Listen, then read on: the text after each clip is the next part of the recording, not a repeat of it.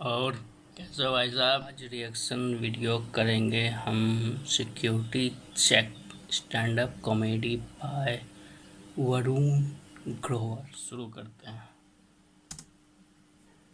WhatsApp पे rumour आया होगा सबको कि इंडिया का नेशनल एंथम यूएन ने दुनिया का बेस्ट नेशनल एंथम चुना, क्योंकि इन लोगों के दिमाग में दुनिया में 1000 जगह वॉर चल रही है, स्ट्राइफ है, भुखमरी है, सब कुछ है। यूएन वहां बैठ के इंडियन आइडल खेल रहा है।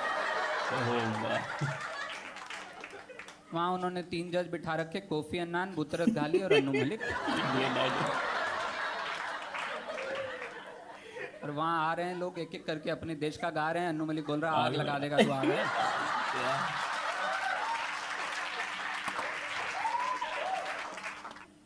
हम ऐसे क्यों हैं? क्योंकि बचपन से हमको जो सबसे पहली चीज सिखाई गई है वो है कन्फॉर्मिज्म। सवाल नहीं पूछने, सवाल पूछते ही आप ट्रबल में आ जाओगे इस देश में। ये बचपन से हमको कल्चरली सिखाया गया है। उसका एक बहुत सिंपल सा साधारण सा एग्जाम्पल है हमारे देश में जिस तरह की सिक्योरिटी है। आप उससे सवाल नहीं पूछ सकते, भले आपको कंप्लीटली इलॉजिकल लगे, है ना। आप मॉल में जा रहे हो, 3 सिक्योरिटी रिंग होते हैं। पहला होता है वो बैग में बॉम्ब ढूंढ रहा, उसको नहीं मिला, 15 साल से कुछ नहीं मिला, उसका इंसेंटिव रुका हुआ है, वो चिड़चिड़ा हो चुका है। लेकिन आप पूछ नहीं सकते उससे। वो जैसे कई बार नहीं, वीकेंड में बहुत भीड़ होती है तो वो ऐसे जल्दी जल्दी चेक करके, एक बार उसने बाहर से ऐसे देखा, ऐसे दबा के देखा, मैंने धीरे दबाव, फट जाएगा। बोला आप आओ साइड में। क्या बोला आपने? मैंने बोला मैं मजाक कर रहा हूँ, मैं जस्ट। बोला नहीं, आप अपने बॉस को बुलाया, मेरी ग्रिलिंग हुई। बोला आपने ऐसे कैसे बोला? नहीं, मैं generally as a concern citizen पूछ रहा हूँ कि ये पूरी एक्सरसाइज का मतलब क्या है। बोला आपको मतलब से क्या करना है? बोला अच्छा सिंपल बताओ मेरे को, आपका स्टेप 2 क्या अगर आपको बॉम्ब मिला तो? डंडा है उस आदमी के हाथ में, वो क्या ऐसे करके क्या कर,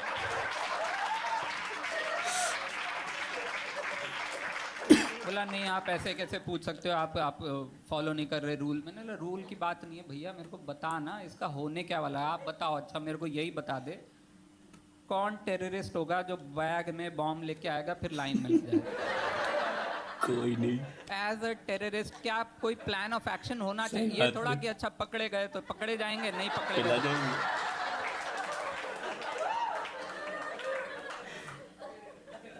ना। बोला नहीं आप ये सब बकवास मत करो, आप आगे से ये सब मत पूछा करो। ठीक है भाई। फिर स्टेप 2 आता है जो सेकंड रिंग, वो मेटल डिटेक्टर।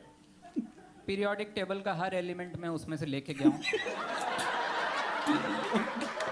एक की आवाज़ आती है टू, बस। मैंने उससे पूछा अच्छा अंकल ये बताओ असली बॉम्ब जाएगा तो कौन सी आवाज़ आने वाली?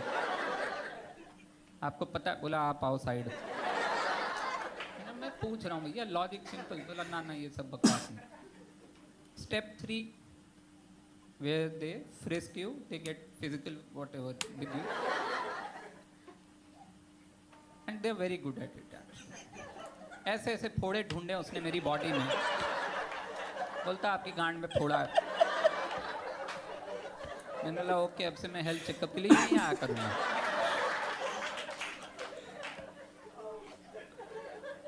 उसमें भी आपने देखा लेडीज के लिए अलग से ऐसे पर्दे लगाए हुए हैं, उसमें वो जाती हैं, कर्टन लगा हुआ है। मर्दों का खुले में दबा दो।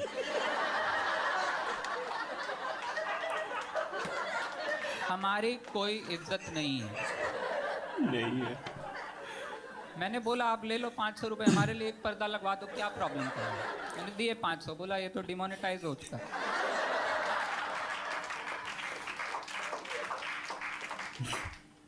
नहीं हो, मतलब और उसमें क्या हो रहा है I have no idea. I have seen women go very serious and come out smiling. I don't know.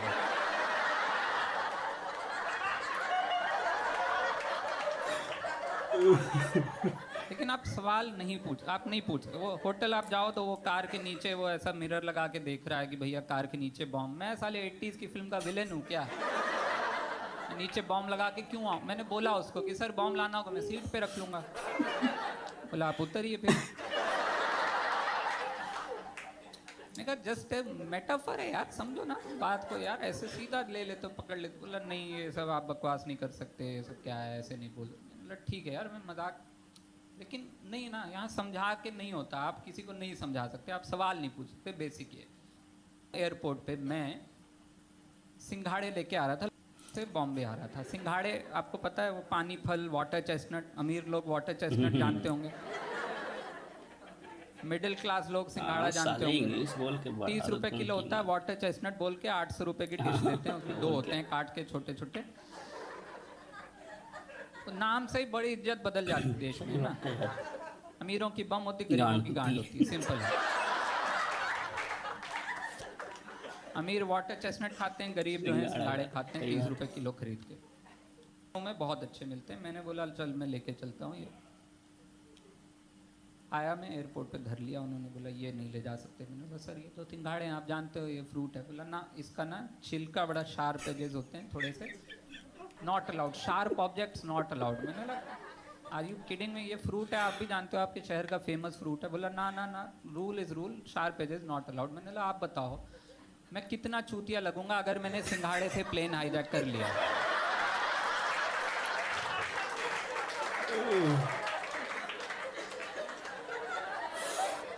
पसीना आ गया भाई। मतलब क्या मेरा क्या, किस तरह का प्लान है मेरा? अगर सच में हाईजैक करना हो किसी को, वो 2 साल ट्रेनिंग लेगा, सीखेगा, है ना, मार्शल आर्ट से लेकर प्लेन उड़ाने से लेकर, प्लान होगी, टीम होगी। ये नहीं कि भैया सुबह सब्जी मंडी गए, सिंघाड़े दिखे, आज हाईजैक कर लेते हैं।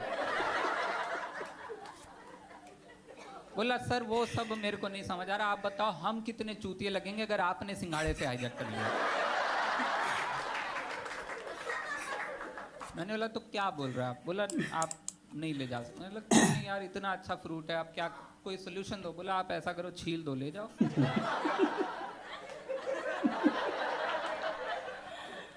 कसम हमारे होम मिनिस्टर जी की, मैंने एयरपोर्ट पे बैठ के 2 किलो सिंघाड़े छीले हैं।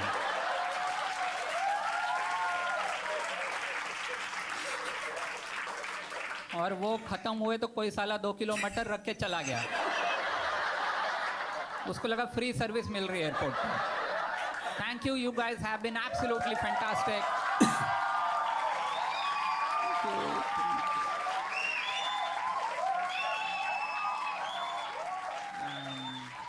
तो ये था जी हमारा रिएक्शन। देखो जो वो है कॉमेडियन वरुण ग्रोवर, ये हमेशा सोसाइटी में जो बुराइयां चलती हैं इसके बारे में बात करता है ये बंदा। तो मुझे अक्सर ये पसंद है, ऐसे ही लोग पसंद है जो बुराई देखते हैं। अगर आप बुराई देखना बंद कर देंगे तो आप उसमें सुधार करेंगे कैसे? पहली बात तो ये है। दूसरी बात भाई साहब, ये लोकतंत्र है